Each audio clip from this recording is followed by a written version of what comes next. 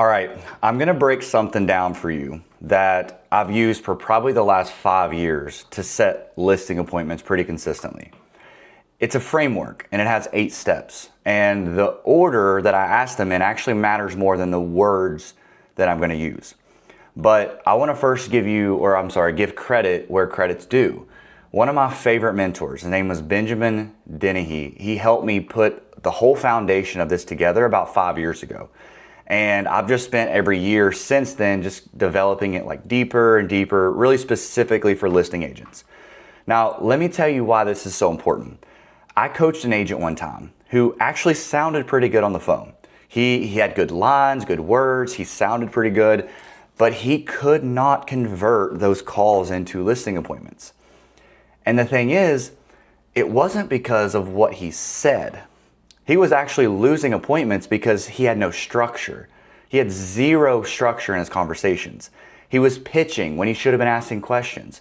So the seller never got to feel anything except being sold to, right? So today, I'm gonna give you the exact conversation structure that I used and I teach my agents. It's 8 links in order, word for word. I'm gonna show you what each one does, why the order matters, why, the one at the very end everybody's afraid of, but it actually locks them in. And when I'm done, I'm gonna run you through a whole call start to finish so you can hear both sides and all the links actually working together. So go ahead and grab a pen and stay with me. Now, I'm gonna do this first because I wanna uninstall a belief that I know you probably have because it's the thing that's keeping you stuck. You think there's some kind of magic script out there or some magic words. You think that the top producers have some magic script or some clever thing to say that if you could just get your hands on it, you'd be just as good as them.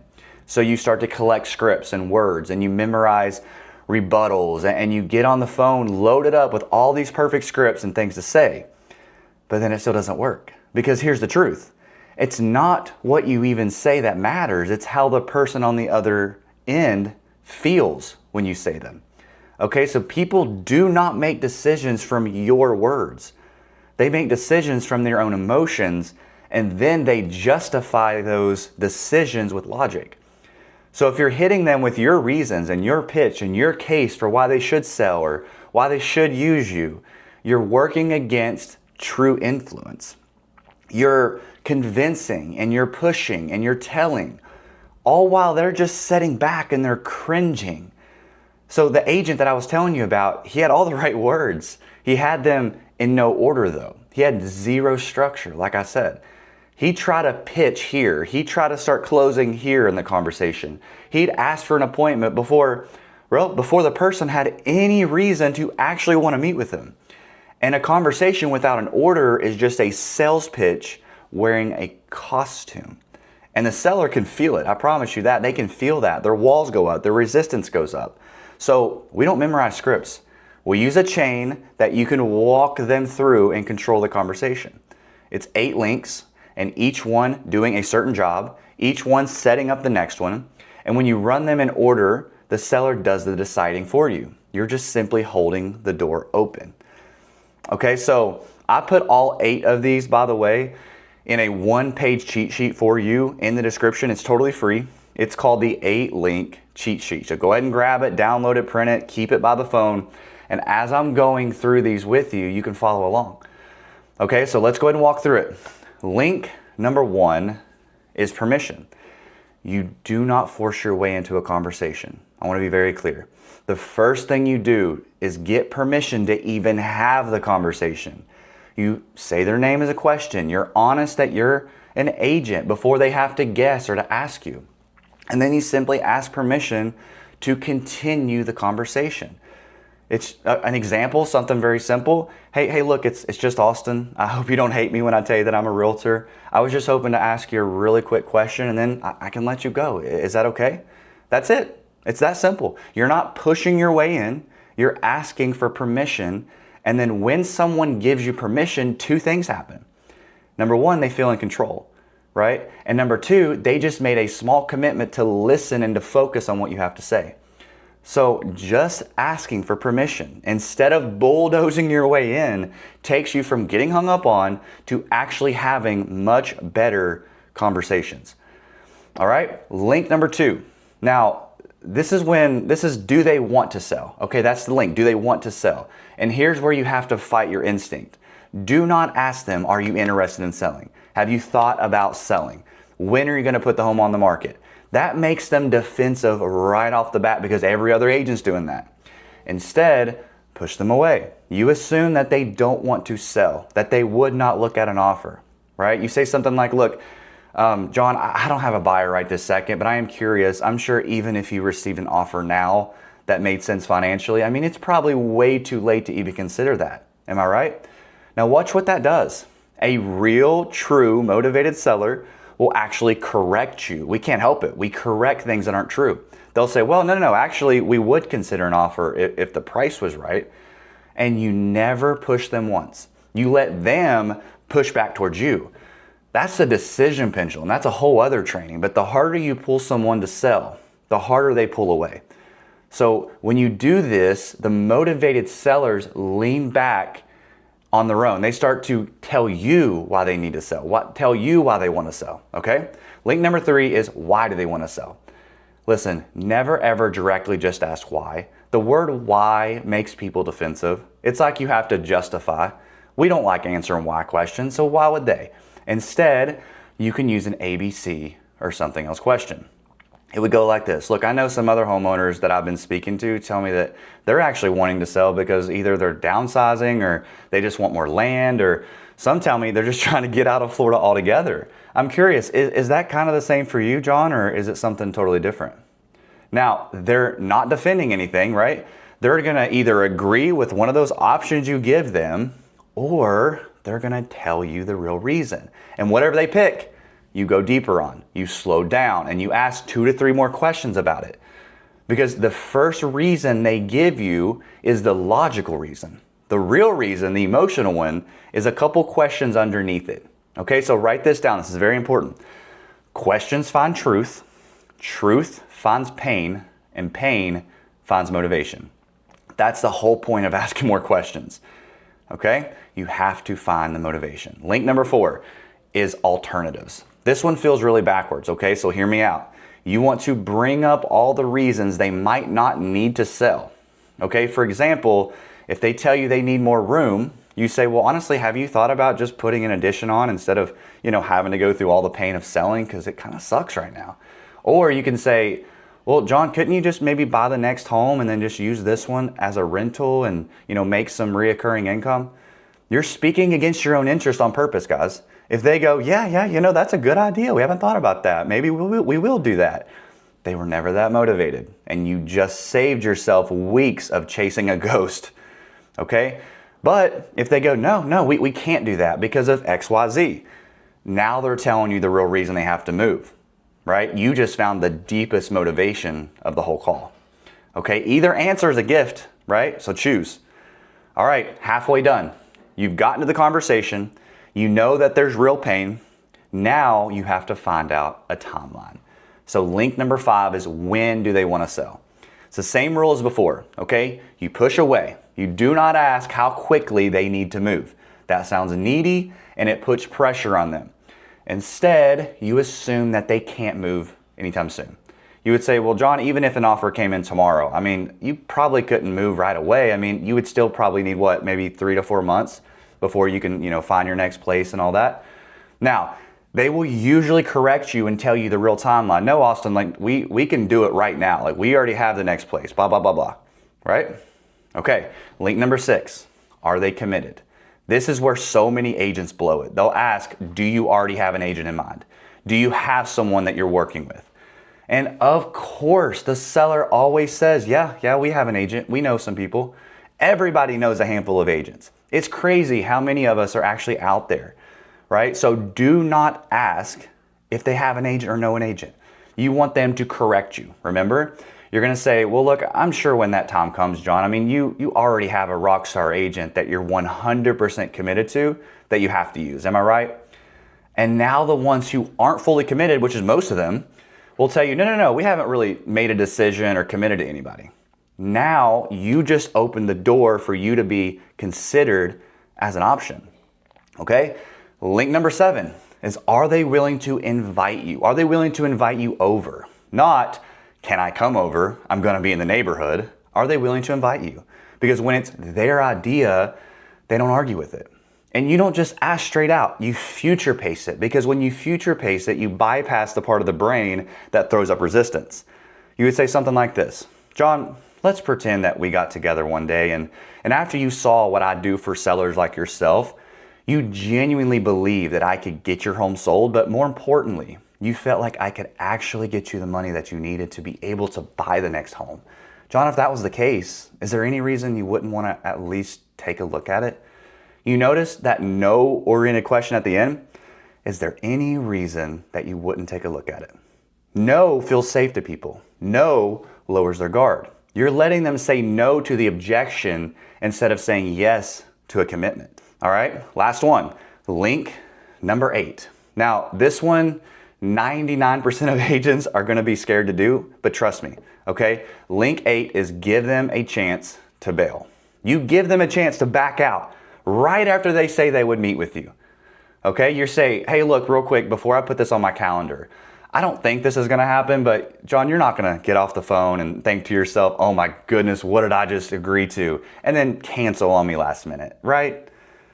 Now, when you do this, it makes the person recommit, okay? So you're probably thinking, why would I give them a chance to exit? Because a yes to that, to the recommitment, is the yes they actually show up to, the one they stick to.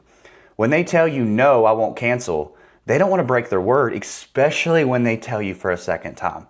My ratios of actually meeting with a seller tripled when I started adding this one link in at the end. From one question at the very end that most people are afraid to ask, it tripled my show up rate. Okay? Write this down word for word. I don't think this is you, but you're not going to get off the phone and cancel on me last minute, right? It's that easy. It's that simple. Okay, so let's go ahead and recap really quick. Gain permission. Do they want to sell? Why do they want to sell? What's the alternatives to them selling? When do they want to sell? Are they committed to an agent?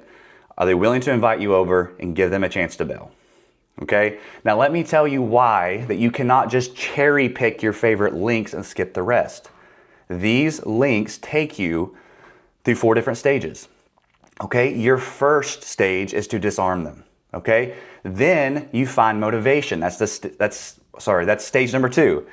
You then see if there's an opportunity. That's stage number 3. And then finally, you tie them down, the tie down stage. That's stage number 4. All of these go in order because you can't ask questions if you haven't disarmed them first, right? So that's why you have to go through the disarm stage. You shouldn't go for any appointment until you know some sort of motivation. Do they even have pain, right? That's the motivation stage. And you can't tie them down until you know this person is in fact a good prospect to work with. That's the opportunity stage. So if you don't have structure, you will lose control of the conversation. That's exactly what my agent was doing at the very beginning when I met them. All right, now he has 19 listings active and 4 pending. And he's only been an agent for like 6 months. So here's the part that I really want you to get. Not one of these 8 links has you convincing anybody of anything. Every single link has questions, right? You're not just telling, you're asking. Because people never believe what you tell them, but they always will believe what they say themselves. So your whole job on a call is to ask the right questions at the right time and get out of the way and let them talk themselves into it. Okay, this also allows me to sleep good at night because here's the reality, I'm not manipulating anybody. I am asking honest questions to find the truth. Is this a real person I can help? Is there really any pain here? Or is there not? And then if not, let them go. So letting someone reveal the truth and letting them decide is not a trick. It's actually the most respectful thing that you can do for somebody.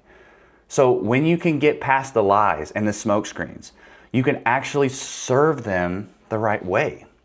So you were probably never bad on the phones. I'm going to say that right now. Most people watching this, you're probably never bad on the phones. It's because you didn't have a structure. You had good words, but no structure. Now you do. Okay? Now let me keep my promise because like I told you at the beginning, I'm going to walk through a phone call. I'm going to give you the whole chain on a call. I'm gonna do both sides of it so you can hear how it actually flows together with the links. Keep in mind though, when I do this, that I'm giving you the chain, okay? The base level chain. Each of these on a real call, you wanna go deeper and you wanna create emotion. So let's pretend the seller's name's Steve. He's a homeowner and maybe I'm calling him for the very first time. I would say, ring, ring. Yeah, you say hello. Say, this isn't Steve, is it? They say, yeah, who's this? Oh, hey, Steve, look, my name's Austin. I'll go ahead and be upfront with you. I am a realtor. Do you want to go ahead and hang up, or can I at least just tell you why I called first? Now, Steve's going to say, no, sure, go ahead. What's up? I appreciate that, Steve. Look, this is going to sound crazy, so I hope you don't get mad at me for really asking this question, but there's been a lot of families who are paying good money to really move into this area. And I know, Steve, you're not selling right now, but I'm sure if I even brought up the idea about selling in the future, Steve, you're probably going to tell me that you never, ever sell this home. Am I right? Steve's going to say, well, no, Austin, I wouldn't say I'd never sell. I mean, we've been thinking about it maybe after the kids graduate. I'm going to say, oh, okay, I understand. Well, I've talked to a few people actually who are considering it, Steve. Usually they tell me because they're trying to downsize. Some of them say they just wanted more land. And Steve, some are just trying to get out of Florida altogether. Is that kind of the same reason for you, or would it be just something else? Well, Austin, we're actually getting older and, we got to get something a little bit smaller eventually. I'd say, okay, got it. Well, look, Steve, this might be a silly question, but I mean, have you thought about just putting an addition on instead of going through the whole pain of selling? I mean, Steve, this area is amazing. Why would you leave? And then they'd say, no, yeah, we've actually looked into that. The permits alone are crazy. We would rather just sell this and move into something smaller. I would say, okay, well, that makes sense. But like I said earlier, I mean, I know you couldn't even move anytime soon. I mean, you're what, maybe like 10 years out or so? He's going to correct me. No, actually, Austin, the kids graduate this year. I would say, okay, well, Steve, look, I don't want to step on any toes, but I'm sure when that time comes, you've probably already have a rock star agent that you're 100% committed to. Am I right? Steve's going to say, no, not really. We haven't even got to that point or decided on that. I'd say, well, fair enough, Steve. Can I make a quick recommendation then before I let you go? Steve's going to say, sure, what's that? And then I'm going to say, well, Steve, let's pretend that you invited me over one day this week. And I know you're not selling anytime soon, but after we met, you had a better idea on how you could actually get the home ready. You had a better idea on what the home could sell for, and you really just felt more prepared. I mean, Steve, if that was the case, would there be any downside to meeting for 20 or 30 minutes so that you could, get a good plan together? Steve's going to go, no, I guess not. When could you swing by? I'm going to say, well, Steve, I could probably do Thursday at 3 p.m. or would 5 p.m. work better?